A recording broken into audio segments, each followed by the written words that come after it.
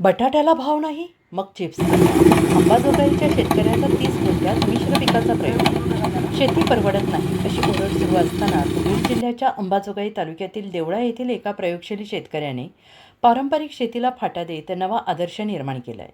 रवींद्र देवरवाडे या शेतकऱ्याने केवळ 30 गुंठे क्षेत्रात ऊस आणि मिश्र आंतरपिकांची सांगड घालत बाजारभावावर अवलंबून न राहता स्वतःच मालावर प्रक्रिया करून 50 ते 60 लाखाचं उत्पन्न मिळवलं आहे.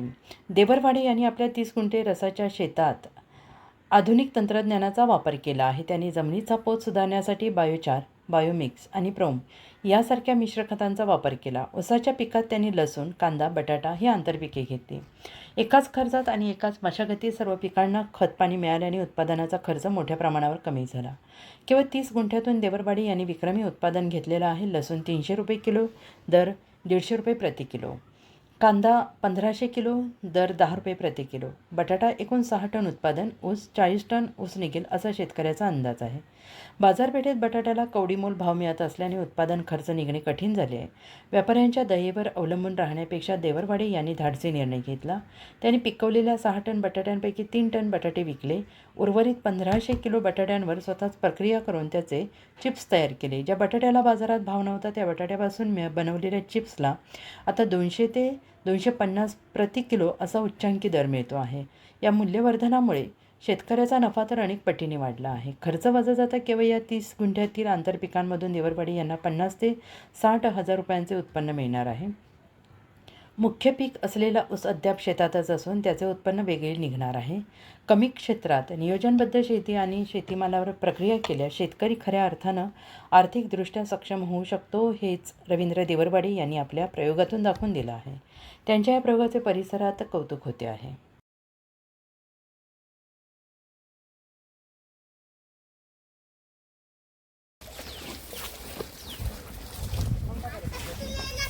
नमस्कार, मी रवींद्र भाऊदास देवरवाडे, राहणार देवळा, तालुका अंबाजोगाई, जिल्हा बीड येथील शेतकरी आहे. आणि यावर्षी ऊस पिकामध्ये वेगवेगळे 3 आंतरपीक घेऊन एक नवीन प्रयोग यावर्षी मी ऊस पिकामध्ये केलेला आहे. तर ऊसामध्ये 5 फुटाच्या सरीवर त्या ठिकाणी कांदा, लसूण आणि बटाटा हे 3 पिकं या ठिकाणी घेतलेले आहेत, जेणेकरून आपला कमी खर्चामध्ये उत्पन्न आपल्याला जास्त मिळावं. आणि या बदलत्या हवामानामध्ये जे काही बदल व्हायलेले आहेत की वातावरणामध्ये, तर त्याला एक स्वरूप चांगल्या पद्धतीनं व्हावं. त्याचप्रमाणे ऊस पिकामध्ये आंतरपीक जर चांगल्या पद्धतीनं आपण निवड केली चांगल्या पिकाची, तर ऊस पिकासाठी बेवड म्हणून जे शेतकऱ्यांना बऱ्याच माहीत आहे की बेवड पीक जर घेतलं तर ते ऊस पिकाला चांगल्या प्रकारे लागू होतं. आणि जमीनसुद्धा चांगल्या प्रकारे जे जमीन सेंद्रिय कर्ब जे आपण म्हणतो तर ते टिकून राहतो. अशा प्रकारे वेगवेगळे 3 पिकं घेतले. त्याचबरोबर या ठिकाणी हे जे ऊस पीक आहे त्या ऊस पिकामध्ये आपण बायोचार पद्धतीचा अवलंब केलेला आहे.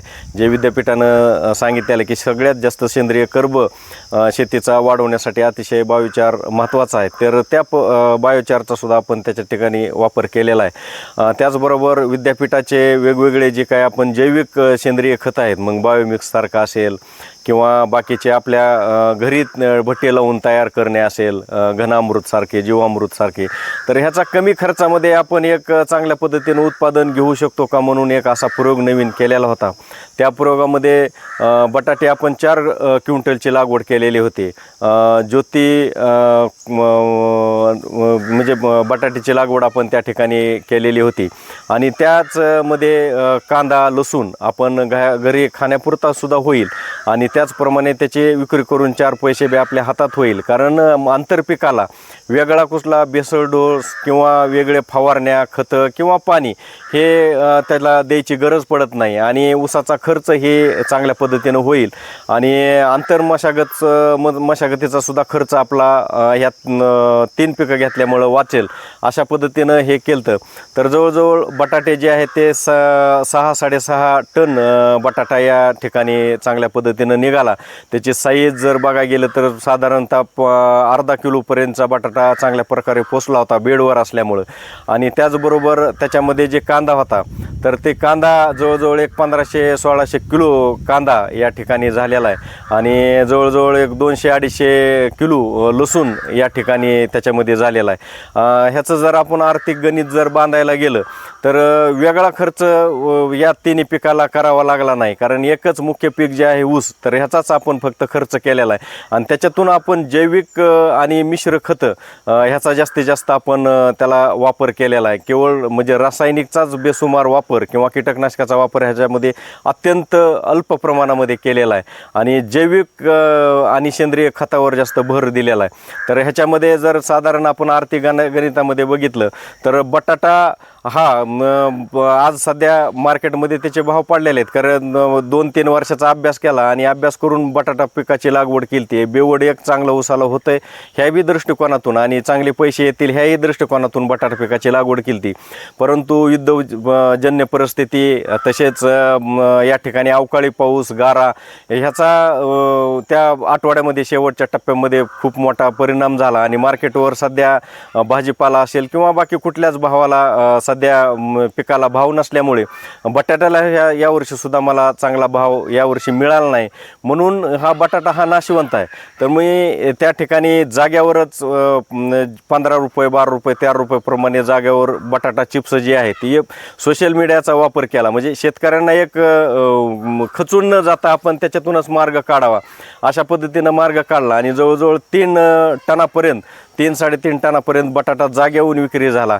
तर साधारणतः त्याचा जर आपण आर्थिक गणितामध्ये गेलं तर 15 रुपये 12 रुपये 13 रुपयाच्या दराने गेला आणि स्वतः शेतकऱ्याच्या मनावर म्हणजे निवडून त्याच्या मनाप्रमाणे आपण किंमत जरी आपण ठरवत असलो तरी त्याच्या मनावर त्या ठिकाणी त्याला ते बटाटा निवडता यावा आणि त्याच्या मनावर ग्राहकाच्या मनावर त्या ठिकाणी चॉईस करता यावी अशा प्रकारे त्या ठिकाणी रचना केली होती. ते असा जवळजवळ एक 27-28 हजाराचा बटाटा जागेवून गेला आणि परत हाच बटाटा बाजारामध्ये बेकिमतीने विकणं किंवा त्याच्या आपल्या एवढं त्याची चांगली मेहनत घेऊन कष्ट घेऊन काडीमोल कचऱ्यासारखा त्याला भाव त्या ठिकाणी मिळणार जर असेल तर त्याचीच जर आपण प्रक्रिया केली आणि प्रक्रिया केल्याच्या नंतर त्याला सुद्धा चांगला दर मिळतो हे लक्षात आलं आणि या ठिकाणी आपण आमचे जे मित्र आहेत खोडचे त्यांच्या मित्राच्या साह्यानं तसेच कृषी विज्ञान केंद्राच्या साह्यानं मार्गदर्शनाखाली घरीच मी या बटाट्यावर प्रक्रिया करायची ठरवलं आणि त्याच्यातून जवळजवळ 1500-1600 किलोचे चिप्स बनवले, जे आज 100-1 किलो चिप्स होते आणि साधारण मार्केटचा जर दर बघितला तर चिप्सला 250 ते 300 रुपये चांगल्या प्रकारे दर आहे आणि प्रक्रिया केल्यामुळं जवळजवळ 6 महिने ते वर्ष हे जरी चिप्स आपल्याजवळ राहिले तरी चांगल्या पद्धतीनं आपल्याला ह्याच्यातून पैसे मोठ्या प्रमाणावर मिळतात आणि एखादी जर मोठी ऑर्डर जर आपल्याला मिळाली एखाद्या लग्न समारंभाची किंवा आध्यात्मिक एखाद्या मोठ्या संस्थांची किंवा कृषी विज्ञान केंद्राच्या छायाकार्डातून आता सध्या विक्रेतेचे प्रचार प्रसार चालू आहे त्याच्या माध्यमातून जर ऑर्डर मिळाली तर जवळजवळ चिप्ससुद्धा आपल्याला जवळजवळ एक 27-28 ते 25 हजार रुपयाचे चिप्स आपले या ठिकाणी होतील आणि तीही न नाशवंत करता किंवा जाऊन न जाता एक चांगला मार्ग ह्याच्यातून शोधलेला आहे आणि वेगवेगळ्या प्रकारचे चिप्स आपण तयार केलेले आहेत. त्याचबरोबर कांदासुद्धा आपल्याला घरी खाण्यापुरता झाला आणि विक्री करण्यासारखं सुद्धा झाला. आता कांद्याचं जरी आपण बघितलं तरी आज 10 रुपये 8 रुपये 7 रुपये भाव आज मार्केटला सुरू आहे, परंतु आपल्याजवळ एक वर्षभराचा जरी आपण साठवायची आपल्याजवळ व्यवस्था आहे आणि ती कांदा आपल्याला बाहेरून आणायची गरज नाही आणि घरी जेवढा लागेल तेवढा कांदा घरी ठेवून त्याचा जर आर्थिक गणित बघितलं तर एक 10 ते 12 हजार रुपयाचा कांदा या ऊसामधून निघालेला आहे. त्याचप्रमाणे वर्षभर खाण्यापुरता लसूणसुद्धा आपल्याला या ठिकाणी झालेला आहे.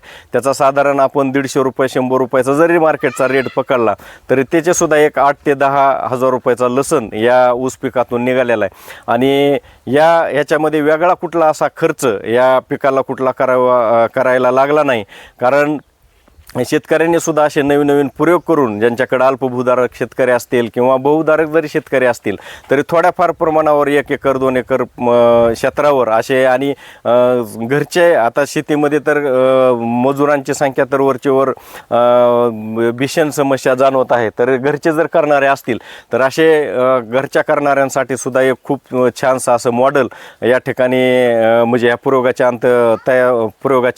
अंती तयार झालेला केलेला आहे आणि ह्याच्यातून शेतकऱ्यांनी असे नवीन नवीन प्रयोग करून जास्तीत जास्त असा स्वतःचा माल स्वतः विक्री करणं आणि त्याच्यातून प्रक्रिया करणं ही काळाची गरज आहे आणि ते अशा पद्धतीनं जर केलं तर नक्कीच शेतकऱ्यांना चांगले दिवस येतील आणि त्यांच्या मालाला सुद्धा चांगल्या पद्धतीनं भाव होईल आणि येणाऱ्या काळात एक 7 ते 8 महिन्यामध्ये ऊस पीकसुद्धा जवळजवळ एक आपण साधारण आता ही 30 गुंठ्याचं क्षेत्र आहे. ह्या 30 गुंठ्याच्या क्षेत्रामध्ये आपण हे केलेलं होतं.